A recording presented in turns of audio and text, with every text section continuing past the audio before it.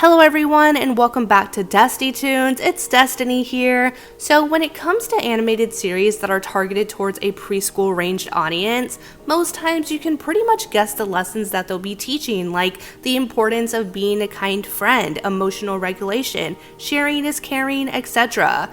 But then there are those rare occasions where these series surprise you and they end up teaching you something that you were never really expecting. The world of animation and environmental issues go hand in hand, and with this specific episode of Thomas the Tank Engine titled Tiger Trouble, the topic of poaching is explored.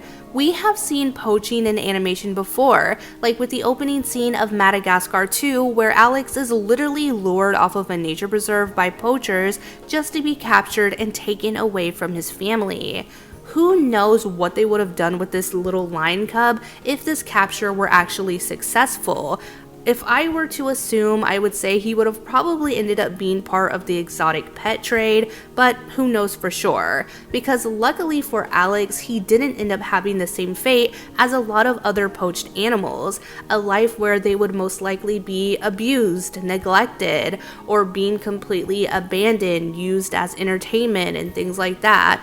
A life of a poached animal is never really a good one, especially after they're being taken out of their home and most of the time being taken away from their parents, who don't always get to live as a result of that. Another really good example of this in animation would be the movie titled The Rescuers Down Under. Personally, it is one of my favorite Disney movies. It is extremely underrated. I feel like a lot of people are not familiar with The Rescuers, so of course the sequel isn't going to be something people are familiar with either, but this movie really does go into more depth, not in a way that is extremely graphic, but also not in a way that is so dumbed down that you as a viewer don't understand, the severity of poaching and what it does to an environment and things like that.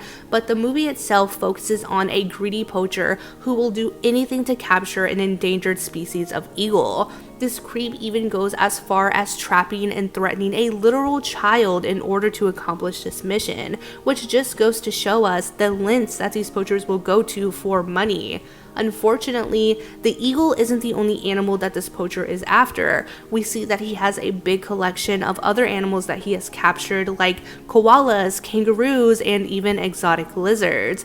This movie, I feel like, is a very important one, and if you haven't checked it out, please try your best to, especially if you are someone who cares a lot about, environmental issues and seeing it represented in animation. But going back to the episode that I'm going to be talking about today, Thomas is doing some work on the Indian Railways where everyone seems excited about tigers that have been spotted around the station. The train named Nujahan has been doing these safaris for tourists to show them the different kinds of scenery like the ancient ruins, but to also see the tigers that everyone has been raving about. The safaris aren't only there to provide a way to see the tigers, but are also there for Nujahan to explain to the tourist how rare, fragile, and how beautiful these animals truly are. While everyone is blinded by their excitement of the tours and the tigers, Shankar, another train, expresses his frustrations about the tours, saying that he feels bad for the tigers because having all of these trains around is invading the tigers' home and has to be an invasion not only to their privacy, but also their peace. Thomas quickly tries defending the situation by stating that the tours are being used to educate people on the tigers and their situation in the world. But what do you think about this kind of situation? Personally, I understand both sides because I feel like it's important to educate people on why these animals are worth protecting in the first place, and allowing people to experience these animals without causing them any immediate harm feels like the right way to do it, but I think that I lean more towards just leaving the tigers alone. The thing is, doing these tours can not only scare the tigers, but they could also end up leading bad people with bad intentions right into the homes of these endangered animals, which is exactly what ends up happening in this episode. Unfortunately, his concerns are ignored because Thomas and another train named Rajiv are both desperately wanting to see the tiger for themselves. Thomas sets out to find the tiger and is successful in doing this, but we find out that Rajiv is also finding a way to see the tiger by steering away from his original task and instead taking his guest on a special safari. Shankar catches up to Thomas and he warns him about the kind of people who go on these safaris just so that they can locate animals in the wild to hunt them down and capture them. Now Thomas is feeling differently about this entire situation and feels like it's equally his responsibility to make sure that these kind of people aren't around to take advantage of these endangered tigers. Unfortunately, on Rajiv's secret safari, there are two sketchy individuals who seem especially eager to find the tiger, and he is completely unaware of their intentions. Not to mention, these two characters are the only people on the safari from what I saw, which gives off major red flags, but again, it's a kid's show, I'm not expecting them to connect the dots.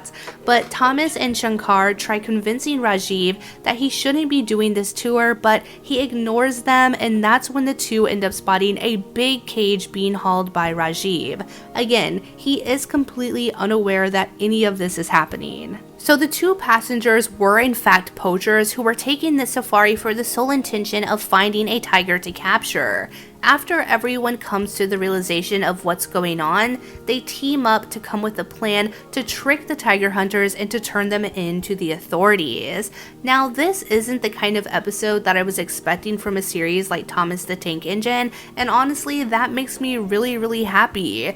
This episode might seem a little heavy with the themes of poaching and things like that, especially considering the fact that this is a series that would be targeted towards like preschool aged children, but the way that this lesson is executed was so kid friendly in terms of visuals and the way that it's explained. Teaching such a young audience the importance of respecting the environment and the things that live within it is something that I will always be behind, because this is something that I wish we saw more in animation today. Unfortunately, we just don't see it like we used to back in the day, but I'm always going to be happy when I see it even in animation that is a little bit older. When it comes to the environmental issues discussed in animation, I really wish that poaching was something that was talked about more, especially with how alive and well the exotic pet trade is. But with all that being said, in the next week or two, I want to start a series deep diving into animated series and movies that revolve around environmental issues like animal experimentation, pollution, deforestation, etc., ranging from movies that have been fairly recent to ones that could be older than me.